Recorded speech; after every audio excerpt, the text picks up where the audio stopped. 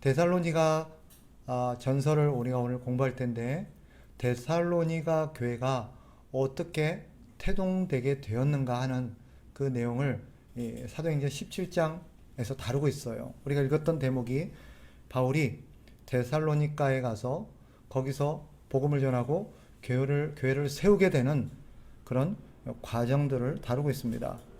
그리고 그가 어떻게 데살로니가를 떠나오게 됐는가 하는 걸 다루고 있는데, 이 데살로니가 전서 이것을 기록한 사람은 바울이죠.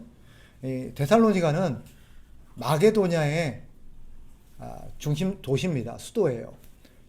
이 데살로니가라는 동네는 사실은 누구의 이름을 따서 지은 도시예요. 누구 이름이냐? 여러분 알렉산더라고 아시죠?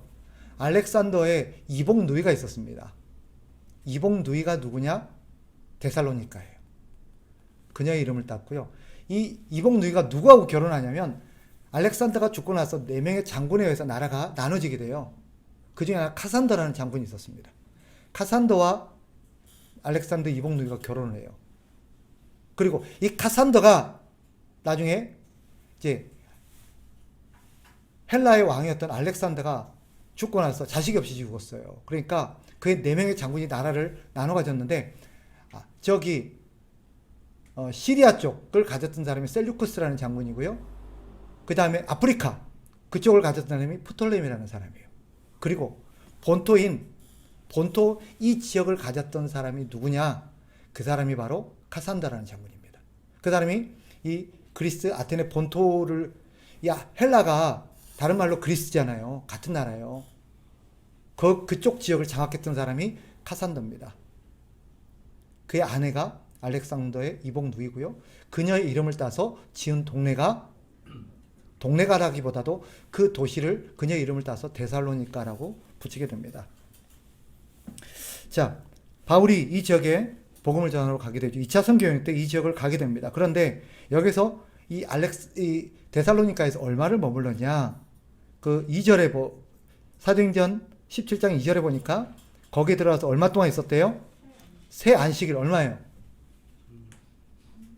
3주예요, 3주. 3주 동안 3주 동안 거기 머물러 있습니다. 짧게 있었던 거죠. 왜 3주만 있게 되었느냐? 거기서 원래 바울은 더 있으려 계획이 있었어요. 그런데 3주째 말씀을 전하고 있는데 무슨 일이 벌어져요? 거기 유대인들이 바울을 해치려고 공격을 합니다.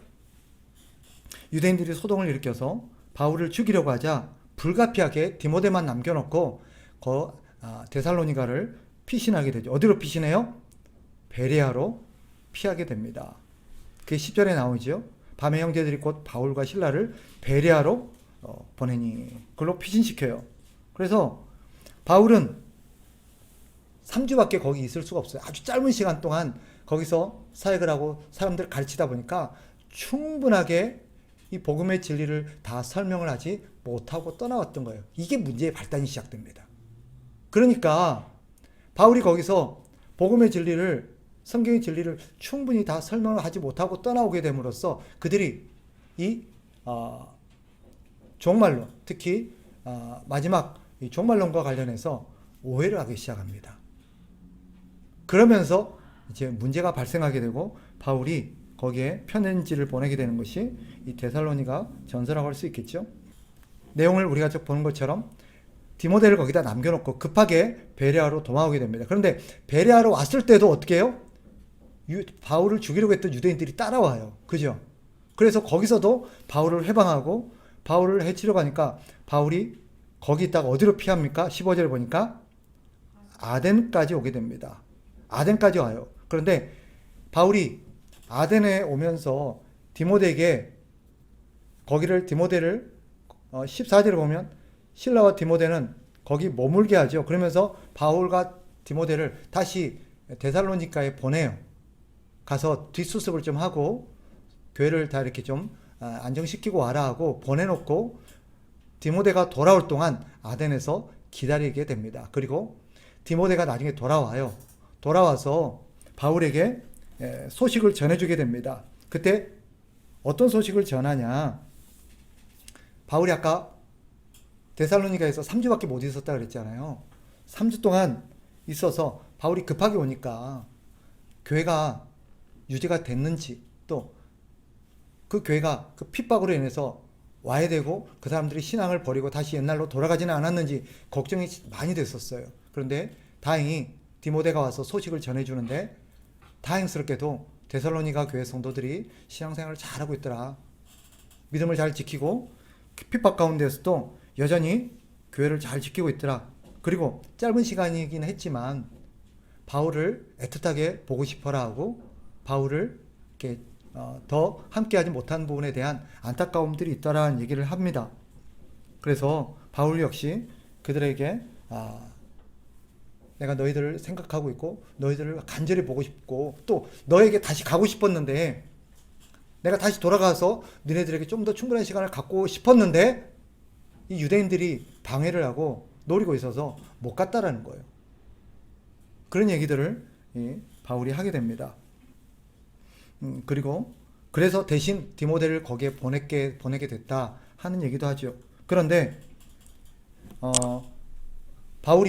디모데가 바울에게 와서 한 가지 우려 섞인 얘기를 합니다. 뭐냐면, 바울이 아까 충분하게 교리를 설명하지 못하고 갔다 그랬잖아요. 그러니까 디모데를 통해서 듣게 되는 소식이 뭐였냐면, 이 데살로니가 교회 성도들이 바로 그들이 이 복음의 진리 가운데 특별히 이 종말론과 관련해서 말세의 그런 재림과 관련해서 그들이 잘못된 오해를 하고 있더라 하는 얘기를 듣게 됩니다.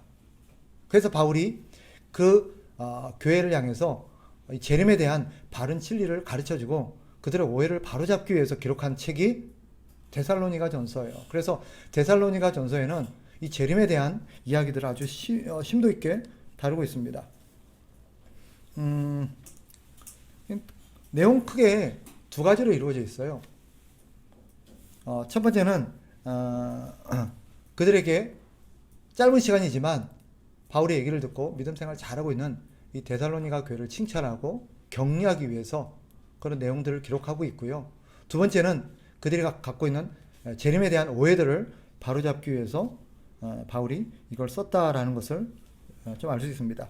그러면 그들이 갖고 있었던 재림에 대한 오해가 뭐였냐? 이겁니다. 재림 전에 우리 주님이 분명히 다시 오셔서 우리를 교회와 하나님을 믿는 사람들을 구원하실 텐데, 이렇게 다시 부활을 시킬 텐데, 우리 주님이 오시기 전에 죽은 사람들은 어떻게 되느냐?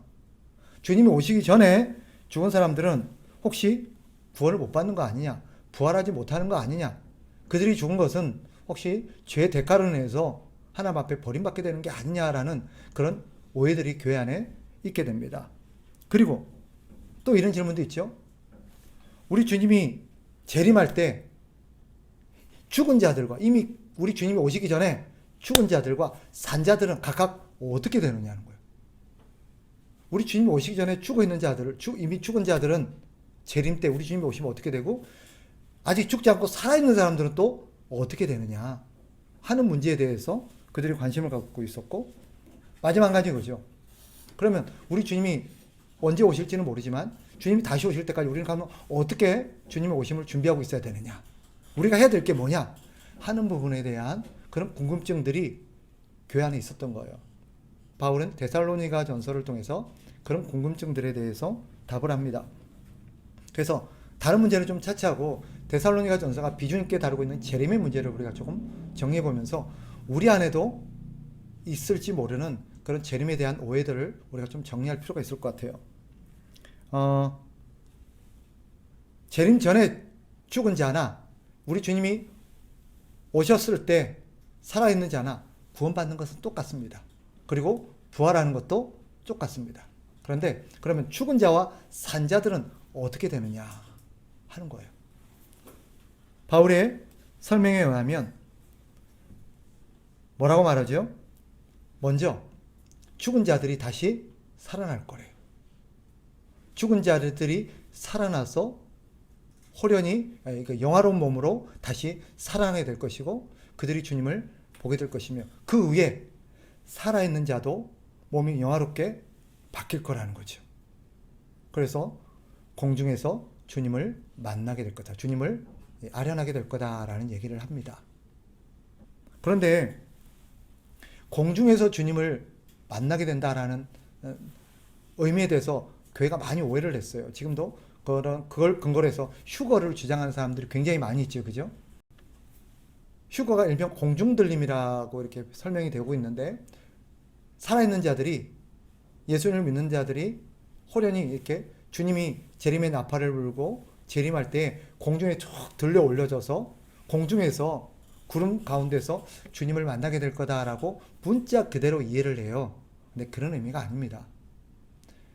여기서 휴거라는 말은 성경에는 없는 말이죠. 공중에서 주님을 만나게 될 거다라는 의미는 문자 그대로 우리의 공간적인 의미를 얘기한다기보다도 상징적인 의미입니다. 그것은 우리가 우리 주님과 함께 세상으로부터 구별될 거라는 거고요. 또 주님이 구름을 타고 오신다는 것은 문자 그대로 손오공처럼 막 구름 타고 온다는 뜻이 아니죠. 그죠? 주님이 구름을 타고 오신다는 의미는 뭐예요? 상징적인 의미예요. 구름이 갖고 있는 구약 성경에서 꼭 하나님이 역사의 무대에 등장하실 때마다 하나님이 이곳에 임재하시고 나타나셨다는 것을 상징적으로 보여주는 현상이 있었어요. 그게 뭐예요? 구름이에요. 하나님은 눈에 보여요, 안 보여요? 안 보여요. 그런데 주님이 이곳에 계신지를 어떻게 알아요? 알 수가 없잖아요. 그래서 하나님께서 하나님의 백성들이 하나님 이곳에 임재해 계시고 이곳에 임하셨음을 그들이 인지할 수 있는 하나님이 동반한 현상 한 가지가 있는데 구름이에요. 구름이 거기에 등장하게 되면 뭐예요? 하나님 이곳에 임재하셨구나. 그럼 예수님이 구름을 타고 오신다 이 말은 구름과 함께 나타나신다는 뜻이에요. 그럼 무슨 뜻일까요? 문자 그대로 구름을 타고 온다는 뜻이 아니라 우리 예수님이 하나님의 권위, 이 땅에 있었던 낮은 그런 몸이 아니라 낮은 어떤 신분이 아니라 영화로운 하나님으로서 이 땅에 오시고 하나님의 권위, 하나님의 신적인 권위를 가지고 이 땅에 오신다라는 것을 상징적으로 설명하는 것이 바로 구름이에요. 우리 주님이 승천할 때도 어떻게 했어요? 구름 가운데 승천했죠. 이것은 그분의 신적인 권위를 표현하는 것이지 그분이 저분이 구름을 동반한 거 보니까 누구시다? 하나님이시다는 거예요. 그걸 말하려는 거지 실제로 막 구름을 타고 오고 구름을 타고 가고 막 그런 거 아닙니다. 공중에서 주님을 만나게 된다는 것도 상징적인 의미예요. 그들이 구별된 가운데 주님과 함께 대면하게 될 거다. 주님을 만나게 될 거다라는 거지 실제로 막 갑자기 슉 하늘로 올라가 갖고 그렇게 문자적으로 이해하는 사람들이 많이 있는데 그렇게 그런 뜻이 아닙니다. 자, 그렇다면 신자는 예수님의 재림을 어떻게 준비해야 되느냐? 바울의 가르침에 따르면 그리스도의 재림의 날은 언제인지 아무도 모른다라고 말합니다. 가르쳐준 바가 없어요. 이 사실을 한 가지도 우리는 중요한 걸 깨닫죠. 만약에 누군가가 우리 주님이 언제 오신다라고 말하면 어떻게 이해해야 돼요? 거짓말이라고 봐야 돼요. 거짓입니다. 왜냐하면 주님이 못을 박았어요. 그날은 오직 하나님만이 아신다. 아무도 모른다고 했어요. 가르쳐 주신 적이 없다고 그랬어요. 그런데 누군가가 그건 심지어 예수님조차도 모른다라고 얘기했을 정도였어요. 우리 주님도 모르는 걸 자기가 안다? 말이 안 되는 거예요. 그러니까 누군가가 언제 우리 주님이 재림할 거다라고 특정한 날짜나 어떤 것을 한정할 경우 여러분은 경계하셔야 돼요. 그거는 반성경적인 것입니다. 분명한 건 뭐죠? 주님이 재림하신다는 거예요. 주님 반드시 오십니다. 그래서 성경에 따르면 주님은 반드시 오시기 때문에 우리가 주님의 오심을 준비한다는 것은 크게 두 가지를 의미합니다. 첫째 뭐냐? 주님이 반드시 오실 거라는 걸 믿는 걸 말하는 거예요. 주님이 반드시 다시 오신다. 그러나 언제 올지 모른다. 그러니 우리는 주님을 기다리고 있어야 된다라고 하는 것이 준비예요. 두 번째는 뭘까요? 여기서 데살로니가 성도들이 나중에 데살로니가 후서에서 다루겠습니다만은 성도들이 한 가지 오해하는 거 있어요. 주님이 반드시 다시 올고 언제 올지 모르고 내일 당장 올지도 모른다. 그러니 우리는 주님 오심을 믿고 준비하고 있어야 된다라고 했더니 두 번째 오해가 빚어졌어요. 주님이 내일 오실지 모르니까 아무것도 안 하고 뭐 하는 거예요? 주님 오심만 기다리고 있는 거예요. 바울이 거기서 다시 또 뭐 다음 주에 다시 다루겠습니다만은 주님 오심을 준비한다는 건 또 하나의 의미가 있는 거예요. 뭘 준비하는 거예요? 내가 마땅히 해야 될, 주님께서 나에게 분부하신 것을 마땅히 하면서 기다리는 걸 말하는 거예요. 바울은 여기서 이제 중요한 말을 하죠. 우리가 오늘 암송했죠. 데살로니가전서 5장 16절부터 18절 말씀 기억나요? 항상 기뻐하라. 쉬지 말고 기도하라. 범사에 이것이 그리스도 예수 안에서 너희를 향하신 하나님의 뜻이다라고 얘기해요. 여기서 나온 말이에요. 여기서. 그러니까 그럼 우리가 마땅히 해야 될 일이 뭡니까? 라고 물을 거 아니에요. 우리가 마땅히 하면서 해야 될 길이 뭐냐? 뭐라는 거예요? 항상 기뻐하는 거예요. 왜 기뻐해야 될까요? 소망 때문입니다. 우리에게 우리 주님이 다시 오셔서 우리를 구원하시고 우리를 하나님의 나라로 인도하실 거라는 그 소망 때문에 기뻐하라는 거예요. 항상 그 소망을 가지고 현실의 어떤 상황에 휘둘리지 말고 항상 기뻐하라는 거예요. 장사가 좀 안 돼도, 수입이 좀 부족해도, 몸이 좀 아프고, 여러 가지 문제가 꼬이고, 자식이 속을 썩이고, 여러 가지 어려움에 부딪힐 때도 우리에게는 소망이 있다는 거예요. 그 소망을 붙들고 항상 기뻐해라, 이런 뜻입니다. 그래서 사람들은 이렇게 말해요. 기뻐할 일이 없는데 어떻게 기뻐해요? 맞잖아요. 틀린 말이에요. 뭐 때문에? 소망 가운데 기뻐하는 거예요. 주님이 재림을 소망하기 때문에 기뻐하는, 그걸 바라보면서 기뻐하는 거예요. 쉬지 말고 뭘 기도해야 돼요? 내가 소망을 잃지 않도록, 현실에 안주하지 않도록, 현실의 것에 소망을 두지 않도록 기도해야 돼요. 그리고 우리 주님만을 바라보면서 우리 주님을 기다리며 내 할 일을 잘 하면서 우리 주님을 기다릴 수 있도록 기도해야 되는 거예요. 아시겠죠? 이게 쉬지 말고 기도하라는 주님의 의도입니다. 그리고 마지막 뭐요? 범사에 감사하라. 감사할 게 없는데 뭘 감사해요? 모든 일에 감사라는 뜻은 뭘까요? 범사에 감사라는 것은 모든 일에 항상 감사라는 뜻이죠. 어떤 문제든지 감사라는 거예요. 뭘까요?